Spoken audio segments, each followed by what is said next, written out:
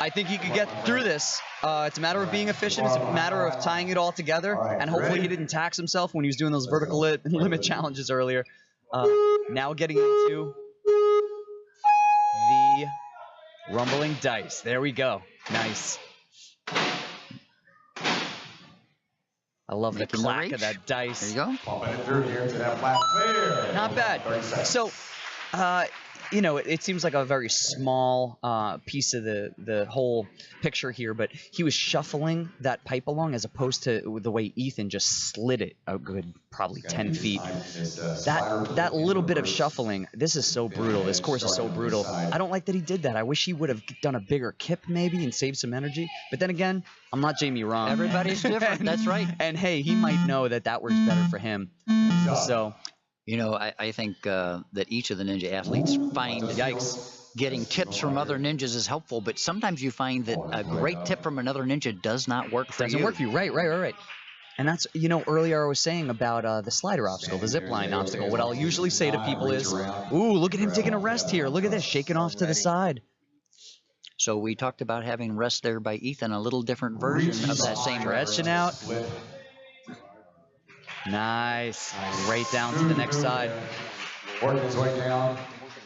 Making his way to the dismount platform.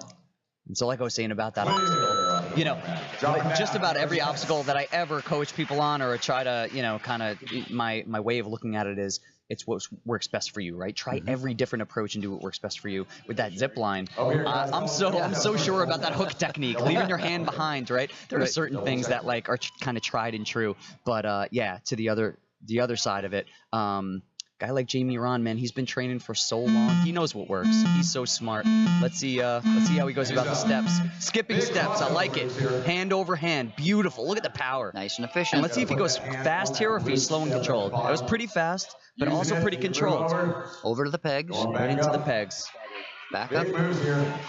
On Ethan's run, he's usually pretty quick. He doesn't really take too much time to be sure of every move because he's so confident, but he took his time on every single step, touching everything along the way. And you see there with Jamie, he's skipping steps. He's very confident in every move. You know, but even with Jamie on the down slope, so there was this challenge that we had. I think Justin Kidd actually started the challenge. He did the entire devil step setup at this gym called High Exposure in New Jersey. Amazing devil step setup. He did the whole thing in like less than 10 seconds. So then I'm pretty sure Jamie tried it. I did it. Right? We were all like gunning for that time. So he did not approach it the same way. He didn't gun up and gun down. So I wonder if he's saving something. You know? Here goes the cross a cliffhanger. Look how fluid he is here. Number of cross hand grips. And skipping that last hold again. I don't think we're going to see anybody touch that last hold. Yeah, I don't know why you would. It's nice that it's there, but yeah. I mean, if we could go back and count those moves, that was about 6 moves, I feel like. And then he was through that thing. That was crazy. That was great efficiency, yeah. And if you've got the fluid and the flow of your body, the ability to be able to reach across and continue the flow versus matching each time and connecting just keeps the flow going. Okay, so now here comes that gauntlet we were talking about. 4 obstacles in a row without a rest. Hand over hand. Oh! Whoa! Almost a slip. Almost a slip. A mistake. Stay with it, Jamie. Stay with it, buddy. He's holding high on the... That's the smart way to go. You want to match your hands as close as you can to the top of the pipe. Got slide capability if you need it. He's close enough. We're going to see a reach here in no time. We're going to see a reach. Close and locking out. There we go. Look at that. Right into now the circuit board. He's moving that it closer. Peg. Smart move. So you remember when Brett went through this, he just tried to span the whole thing, and he basically had to do a one-arm pull-up lock off to get to that other one. Jamie figuring out you can move it first. I'm going to move it to where I want it. Yeah, smart. Another thing going back to those ninjas running later, learning from the previous runs right there. That's some good knowledge.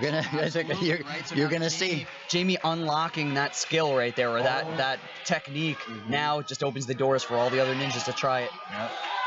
He's got to get to the pegs in order to clear this one. Yeah, he's been hanging now for a good amount of time here. And the fact that he's taking so long actually getting through is a little concerning. But look at the grip. See the upside. So watch this. He has a backwards grip on these pegs. And this is our first time seeing this. But actually, when we saw Brett go through it, for instance, or the tester originally, they were holding it the opposite way. Jamie takes. Oh man! But Jamie knew that was his grip technique. Because again, I gotta